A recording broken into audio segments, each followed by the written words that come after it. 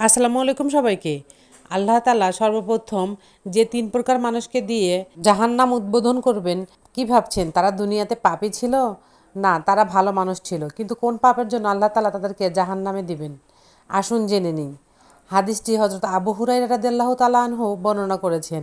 তিনি যখনই হাদিসটি বর্ণনা করতেন, তিনি তখনই অজ্ঞান হয়ে যেতেন। প্রথম যে ব্যক্তিকে দিয়ে আল্লাহ তাআলা জাহান্নাম উদ্বোধন করবেন, তিনি হলো শহীদ। তাকে ডাকা হবে, বলা হবে, তোমাকে যেসব নিয়ামত পৃথিবীতে দিয়েছিলাম তুমি কি করেছিলে? সে বলবে, আমার পুরো জীবনটাই আপনার জন্য দিয়ে দিয়েছিলাম। আল্লাহ বলবেন, মিথ্যা কথা বলছো তুমি। তুমি এই জন্য জীবন দিয়েছিলে, যুদ্ধে গিয়েছিলে, যে মানুষ তোমাকে অনেক বড় বীর বলবে। যাও, জাহান্নামে যাও।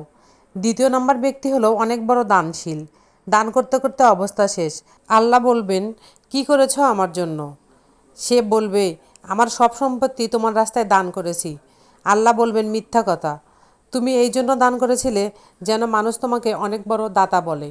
যাও, জাহান্নামে যাও। তৃতীয় ব্যক্তি হলো ওই ব্যক্তি যাকে আল্লাহ বলবেন, কি করেছো? বলবে, দিনের জ্ঞান অর্জন করেছিলাম, হাফেজ ছিলাম, কারি ছিলাম, বক্তা ছিলাম, মানুষকে দিনের পথে দেখেছিলাম। আল্লাহ বলবেন, মিথ্যা কথা।